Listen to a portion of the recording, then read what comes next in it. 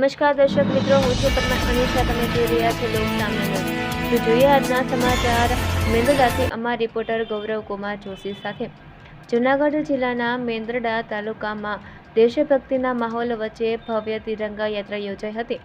સ્વતંત્રતા સપ્તાહ, ઘર ઘર તિરંગા અને હર ઘર સ્વચ્છતા અભિયાન અંતર્ગત યોજાયેલી આ યાત્રામાં હાથમાં તિરંગો લઈને મોટી સંખ્યામાં વિદ્યાર્થીઓ, નાગરિકો, લોકપ્રતિનિધિઓ અને અધિકારીઓ જોડાયા હતા. મેંદરડાના ડોક્ટર બાબા સાહેબ આંબેડકર ચોક ખાતેથી શરૂ થયેલી તિરંગા યાત્રા શહેરના મુખ્ય માર્ગો પરથી પસાર થઈ હતી.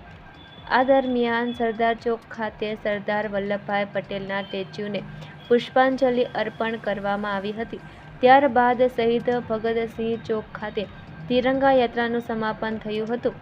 યાત્રાના ધારાસભ્ય અરવિંદભાઈ લાડાણી, જૂનાગઢ જિલ્લા પંચાયતના પૂર્વ પ્રમુખ હરેશભાઈ ઠુમ્મર, જિલ્લા પંચાયતના સભ્ય અસ્મિતાબેન ઠુમ્મર, શિક્ષણ સમિતિના ચેરમેન ચિરાગભાઈ રાજાણી, જિલ્લા ભાજપ પ્રમુખ ચંદુભાઈ મકવાણા, તાલુકા ભાજપ પ્રમુખ યશવંતભાઈ પાટોળિયા સહિતના આગેવાનો અને અધિકારીઓ ઉપસ્થિત રહ્યા હતા.